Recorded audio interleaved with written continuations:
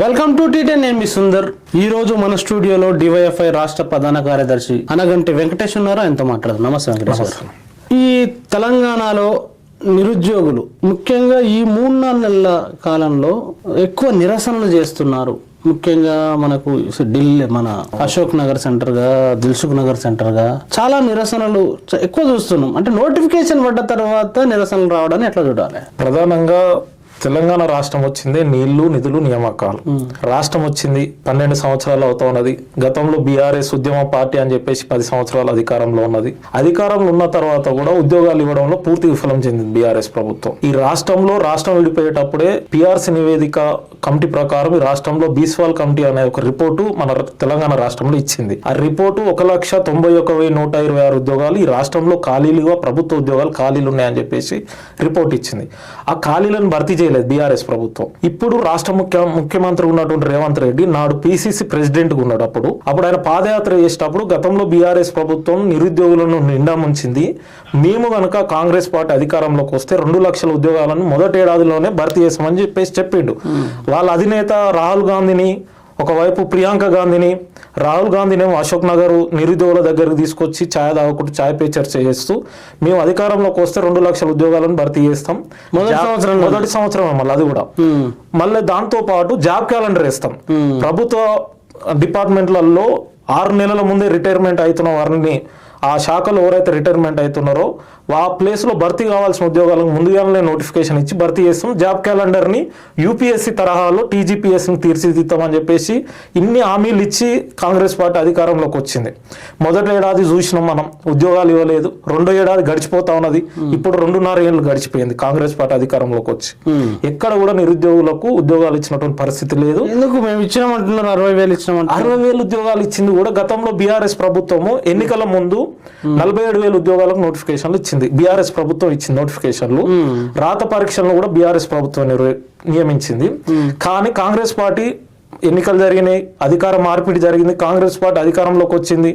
Congress party అధికారంలోకి వచ్చిన తర్వాత కేవలం 13,000 ఉద్యోగాలను మాత్రమే వాళ్ళు ఇచ్చినారు. స్వచ్ఛందంగా కాంగ్రెస్ పార్టీ ప్రభుత్వం 13,000 ఉద్యోగాలకు నోటిఫికేషన్ చేసి, ముఖ్యమంత్రి, ఒక మంత్రి వీళ్ళ అబద్ధం చెప్తున్నారా, నిరుద్యోగుల అబద్ధం చెప్తున్నారా? పక్క ముఖ్యమంత్రి అబద్ధం చెప్తా ఉన్నాడు, నిరుద్యోగులను మోసం చేస్తా ఉన్నారు. కేవలం వీళ్ళు భర్తీ చేసింది 13,000 ఉద్యోగాలు మాత్రమే. మిగతా అన్ని కూడా బీఆర్ఎస్ ప్రభుత్వం నోటిఫికేషన్లు ఇచ్చింది, రాత పరీక్షలు పెట్టింది. కాంగ్రెస్ ప్రభుత్వం పోస్టింగ్స్ ఇచ్చింది, అవి కూడా వీళ్ళు లెక్కలు వేసుకున్నారు.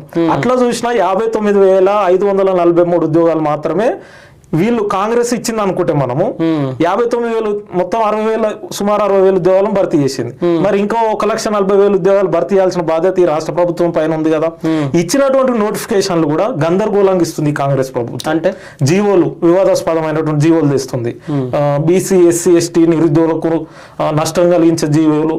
అదేవిధంగా పోలీస్ డిపార్ట్మెంట్ లో ఉన్నటువంటి జీవో నెంబర్ 46 గతంలో వచ్చింది, అది నష్టం జరుగుతుంది, మేము అధికారంలోకి వచ్చినాక రద్దు చేస్తామని చెప్పి అది ఇప్పటికి రద్దు చేయలేదు.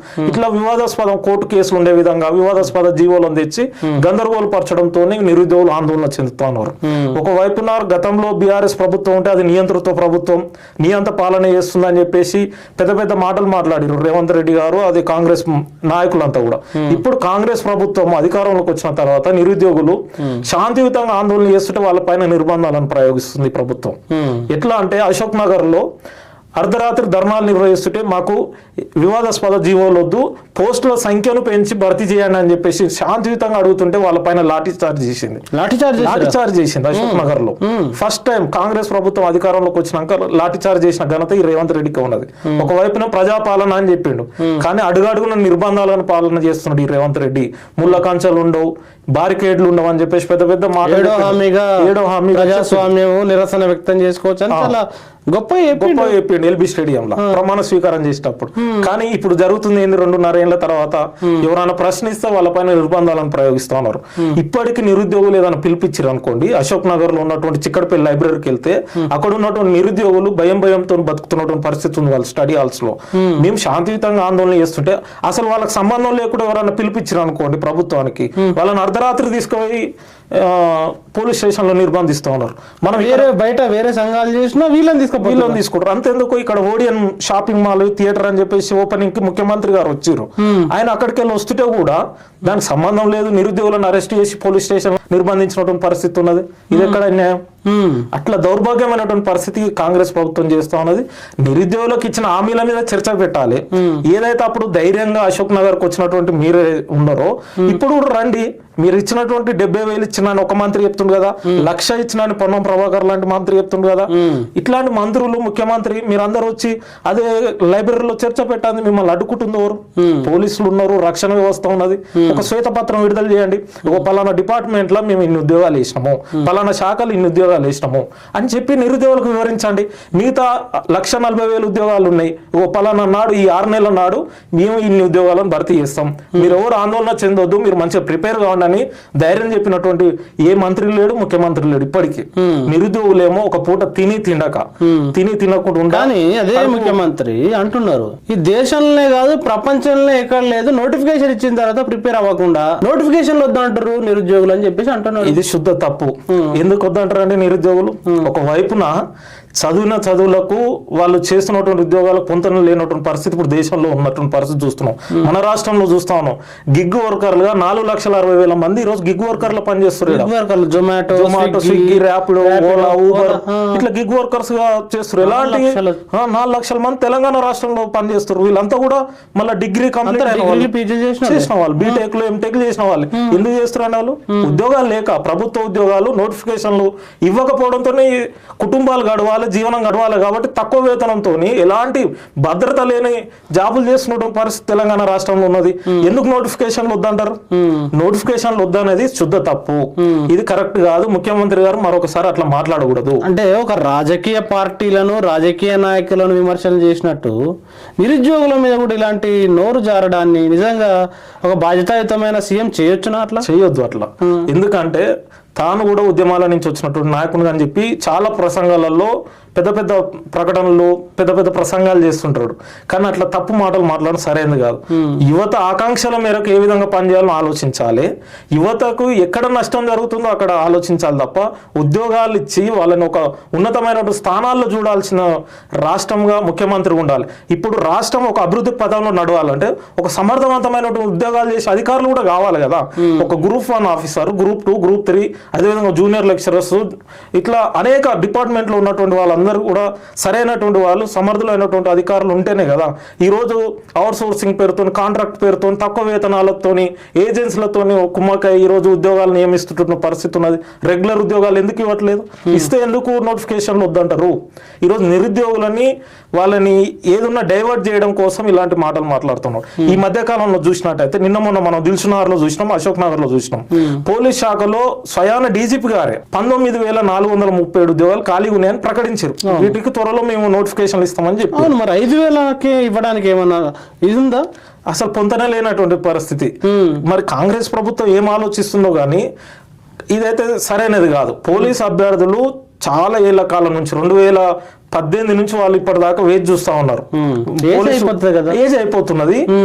కోచింగ్ సెంటర్ వాళ్ళు కూడా అప్పులు చేసి, ఇంటికాని తల్లిదండ్రులు వాళ్ళు అప్పులు చేసి మరి మా కొడుకు ఒక మంచి ఉన్నతమైనటువంటి ఒక పోలీస్ అయితే చూడాలని ఉన్న కళ, ఆ కుటుంబం, ఆ జీవనం కూడా గడవాలని చెప్పేసి మేమంటే చదువుకోలేదు, నా కొడుకో నా బిడ్డ చదువుకొని మంచి ఉద్యోగం చేయాలని వాళ్ళ కళలు. కానీ ఇక్కడ అశోక్ నగర్, దిల్సుఖ్నగర్ పంపిస్తున్నారు, యూనివర్సిటీకి పంపిస్తున్నారు. వాళ్ళు చదివినటువంటి చదువుకు ఉద్యోగం లేకపోవడంతో అక్కడ తల్లిదండ్రులు ఇబ్బంది పడుతున్నారు, ఇటు నిరుద్యోగులు ఆవేదన చెందుతూ ఉన్నారు. అట్లాంటి పోలీస్ డిపార్ట్మెంట్ లో 20,000 ఉద్యోగాలు ఖాళీగా ఉంటే కేవలం 5,000 ఉద్యోగాలకే నోటిఫికేషన్ ఇస్తామని కూడా అంటున్నారు. ఇప్పటికి నోటిఫికేషన్ ఇవ్వలేదు, రాలేదు. కేవలం ఆల్రెడీ నోటిఫికేషన్ వచ్చింది, మీరు చదువుకోరా బాయ్ అన్నట్టు. అసలు అదంతా తప్పు. ఇప్పటి వరకు నోటిఫికేషన్ రాలేదు. నిరుద్యోగులని నిండా ముంచుతుంది ప్రభుత్వం. నోటిఫికేషన్ వేసి మాట్లాడాలి. కానీ మళ్ళీ దాన్ని ఏం చేసారు నిరుద్యోగులు అంతా, యువజన సంఘాలు ఇవన్నీ కూడా ఆందోళన చేసిన సందర్భంలో 7,400 ఉద్యోగాలకు వేస్తామని చెప్పేసి 2,400 పోస్టులు మించి 7,400కు పోస్టులు వేస్తున్నామని చెప్పేసి ప్రకటిస్తున్నట్టు చేసి ప్రకటనే. అది కూడా నోటిఫికేషన్ అధికారికంగా విడుదల చేయలే పోలీస్ రిక్రూట్మెంట్ బోర్డు. ఇప్పటి వరకు విడుదల చేయలేదు. ఆర్థిక శాఖ క్లియరెన్స్ వచ్చిందని చెప్పింది మాత్రమే కానీ నోటిఫికేషన్ ఇవ్వట్లేదు. ఇది సరైనది కాదు. 7,400 ఉద్యోగాలు కాదు, నోటిఫికేషన్ లేక 5 సంవత్సరాలు అవుతా ఉన్నది. ఇప్పటికీ పోలీసు ఉద్యోగాలు ఖాళీగా ఉన్నాయి. ఈ రాష్ట్రాన్ని రక్షించాల్సింది ఎవరు? శాంతి భద్రతలను కాపాడాల్సింది ఎవరు? పోలీస్ డిపార్ట్మెంటే కదా. అట్లాంటి పోలీస్ డిపార్ట్మెంట్ లో ఖాళీలు ఉన్నాయి, భర్తీ చేయడానికి ఇబ్బంది ఏంటి ప్రభుత్వానికి? కాబట్టి రాష్ట్ర ప్రభుత్వం పోలీస్ శాఖలో ఉన్నటువంటి 19,700 ఏదైతే ఉద్యోగాలు ఖాళీ ఉన్నాయో వాటన్నిటికీ ఒకేసారి నోటిఫికేషన్ ఇవ్వాలని చెప్పేసి డివైఎఫ్ యువజన సంఘంగా పోలీస్ అభ్యర్థుల తరపున మేము కూడా కోరుతా ఉన్నాం. నిరుద్యోగులు కూడా అడుగుతా ఉన్నారు. కాబట్టి ఇది ముఖ్యమంత్రి గారు ఇప్పుడు 15 రోజులకు ఒకసారి మంత్రివర్గ సమావేశం ఇక్కడ సెక్రటరియట్లో జరుగుతుంది. ఏనాడు కూడా ఇప్పటికి 2.5 సంవత్సరాలు అవుతుంది కదా, ఏనాడు కూడా నిరుద్యోగ అంశం మీద కానీ ఈ రాష్ట్రంలో ఉన్నటువంటి యువత వాళ్ళ సమస్యల మీద నిరుద్యోగం మీద ఎప్పుడు మాట్లాడాలి? రివ్యూ చేయాలి. ఇది పెద్ద కామెంట్ చేస్తున్నారు మీరు. ఆరోపణ కాదు, ఇది వాస్తవం. ముఖ్యమంత్రి గారు అదేవిధంగా కాంగ్రెస్ ప్రభుత్వ పెద్దలు ఎవరైనా సరే చర్చకు సిద్ధంగా ఉంటే వాళ్ళు చెప్పండి, ఇప్పటి వరకు నిరుద్యోగ అంశం మీద సెక్రటరియట్ లో చర్చ జరిగిందా? జరిగితే దేని మీద జరిగింది, ఎందుకు జరిగింది? అది మీడియా సమావేశంలో పొంగులేటి శ్రీనివాసరెడ్డి గారు మీడియా ప్రకటన చేస్తారు. అదేది సమావేశం కాగానే ఎన్నడైనా మీడియాలో కూడా ఉంటాయి కదా, యూట్యూబ్లలో అన్నిట్లలో మన మీడియాలో ఉంటది కదా, ఏ రోజు కూడా నిరుద్యోగుల గురించి చర్చ జరగలేదు ఇప్పటికీ. అట్లా చర్చిస్తే ఈ రాష్ట్రంలో ఉన్నటువంటి నిరుద్యోగులు ఎంతమంది ఉన్నారు, వాళ్ళకి ఇవ్వాల్సినటువంటి ఉద్యోగాలు ఎన్ని, మన ప్రభుత్వ శాఖలో ఎన్ని ఖాళీలు ఉన్నాయి అనేది ఒక లెక్క ఉండేది, క్లియరెన్స్ ఉండేది. అట్లా మేము అంటున్నాం, ఇప్పటికైనా చర్చించలే కదా, 2.5 సంవత్సరాలు గడిచిపోయింది. ఇప్పటికైనా మంత్రివర్గ సమావేశం నిరుద్యోగ ఎజెండానే ప్రత్యేక ఎజెండా పెట్టి ఈ రాష్ట్రంలో ఉన్నటువంటి యువతకు ధైర్యం కల్పించే విధంగా, నమ్మకం కలిగించే విధంగా చర్చించండి. ప్రభుత్వ ఉద్యోగాలు ఏదైతే 2 లక్షల ఉద్యోగాలు ఖాళీ ఉన్నాయో ఆ ఉద్యోగాలన్నిటికీ ఒకేసారి నోటిఫికేషన్ వేసి ఈ రాష్ట్రంలో ఖాళీ ఉన్న పోస్టులను భర్తీ చేయాలని చెప్పేసి నిరుద్యోగుల తరఫున మేము కోరుతున్నాం. ఇట్లాంటి సందర్భంలో ముఖ్యమంత్రి గారు పాజిటివ్ గా తీసుకోవాలి, దీన్ని నెగిటివ్ గా తీసుకుంటా ఉన్నాడు. ఈ మధ్యకాలంలో చూసిన పోలీస్ అభ్యర్థులు ఆందోళన చెందుతుంటే మీరు హిండ్రిన్ దాగినా నేను వినను, ఈ 5,000 ఉద్యోగాలకి ఇస్తాం లేకపోతే మేమే ఎక్కువ ఉద్యోగాలు ఇచ్చినామని ఒక కామెంట్ చేసాను. అసలు ఈ రాష్ట్ర ముఖ్యమంత్రి ఆదర్శంగా ఉండాలి, యువతని ఒక మంచి మార్గంలో పయనించే విధంగా చెప్పాలి. కానీ ఇట్లాంటి మాటలు ఏంటి?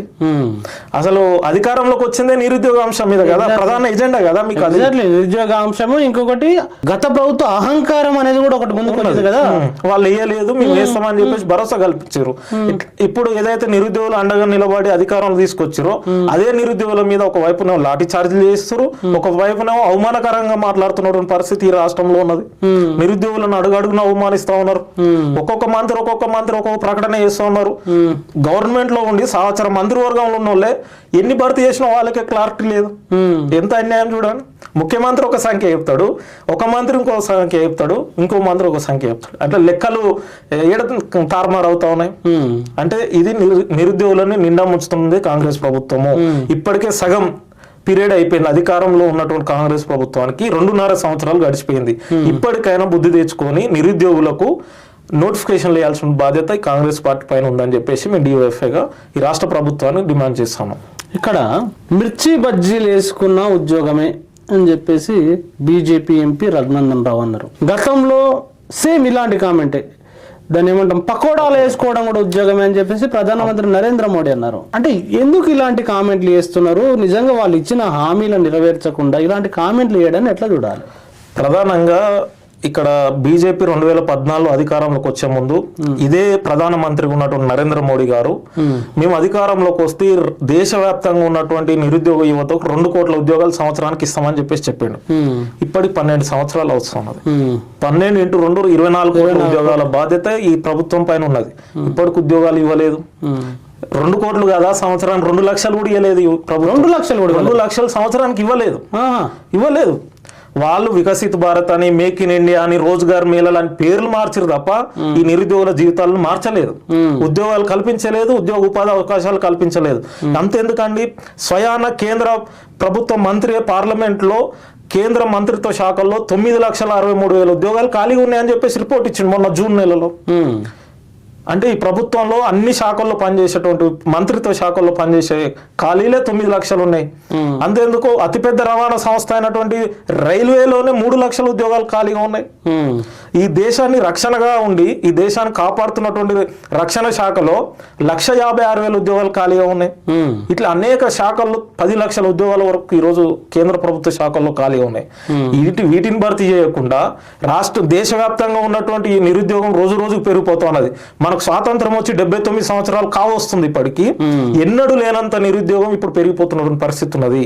కేవలం ఆదానీల కోసం అంబానీల కోసం ఈ ప్రభుత్వ రంగ సంస్థలన్నిటి ప్రైవేట్ పరం చేస్తూ ఉన్న ఉద్యోగాలను ఉడబీకేటువంటి పరిస్థితిని నరేంద్ర మోడీ చేస్తుండు, బీజేపీ ప్రభుత్వం చేస్తూ ఉన్నది. అసలు వాళ్ళు ఇచ్చినటువంటి హామీ ప్రకారం ఇవ్వాల్సిన ఉద్యోగాలు ఇవ్వకపోను ఈ రోజు అడుగడుగున అవమానించేటట్టు మాట్లాడుతూ ఉన్నారు. ఒకవైపున ఉద్యోగాలు అడుగుతున్నటువంటి వేర్ ఈస్ మై జాబ్ అని మిస్టర్ ప్రైమ్ మినిస్టర్ అని అడుగుతుంటే మీరు పకోడీలు వేసుకోండి అని అమిత్ షా ఒకవైపున అంటుంటాడు, నరేంద్ర మోడీ ఇంకోవైపు మాట్లాడుతుంటాడు. అంతేందుకు మన తెలంగాణ రాష్ట్రంలో పెద్ద మేధావుగా అని చెప్పినటువంటి ఆయన కానీ అనేకమైనటువంటి ప్రసంగాలు ఇస్తున్నటువంటి పెద్ద మేధావిగా పిలువబడుతున్నటువంటి రఘునందన్ రావు మెదక్ ఎంపీగా గెలిచినటువంటి ఒక బాధ్యతమైనటువంటి పదవిలో ఉన్నటువంటి రఘునందన్ రావు అదే మాట మాట్లాడతాడు. బజ్జీలు వేసుకొని మిర్చి బండ్లు ఇక్కడ గోకుల్ చాట్లో గప్చుప్పులు పెట్టుకుంటూ వస్తుంది, మీరు కూడా గప్చుప్పులు పెట్టుకోరని. ఏంటండి వీళ్ళు ప్రజాప్రతినిధులా లేకపోతే ఏం చేస్తా ఉన్నారు? వీళ్ళని ఎన్నుకున్నప్పుడు అధికారంలోకి వచ్చేటప్పుడు నిరుద్యోగులు యువత ఓట్లేమో కావాలి, వాళ్ళని ఒక ఓట్ల యంత్రాంగంగా చూస్తూ ఉన్నారు. అధికారంలోకి రాగానే నిరుద్యోగ యువతను అడుగడుగున అవమానిస్తూ ఉన్నారు. ఎంత దౌర్భాగ్యం! ఇది సిగ్గుతో తలదించుకోవాలి. నరేంద్ర మోడీ అయినా, అమిత్ షా అయినా, రఘునందన్ రావు అయినా మీరెందుకు బాధ్యతమైనటువంటి పదవులు ఉంటారు? మీరు రాజీనామా చేసి మిర్చి బండి పెట్టుకొని నిరుద్యోగులకు చెప్పండి.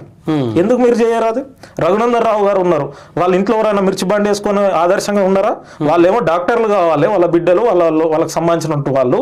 ఆయన ఒక ఎంపీ ప్రజాప్రతినిధి కావాలి, ఎమ్మెల్యే కాకపోతే ఎంపీ కావాలి, ఎంపీ కాకపోతే మంత్రి పదవులు కావాలి, వాళ్ళకేమో పదవులు కావాలి. ఈ రాష్ట్రంలో ఉన్నటువంటి ఈ రాష్ట్ర అభివృద్ధిలో సగభాగమైనటువంటి నిరుద్యోగ యువత వాళ్ళకేమో ఉద్యోగాలు అడిగితే మీరు మిర్చి బండి పెట్టుకోండి, గప్చూపులు పెట్టుకోండి అని చెప్పేసి అవమానిస్తారు. అవహేళన మాట్లాడుతున్న పరిస్థితి ఉన్నది.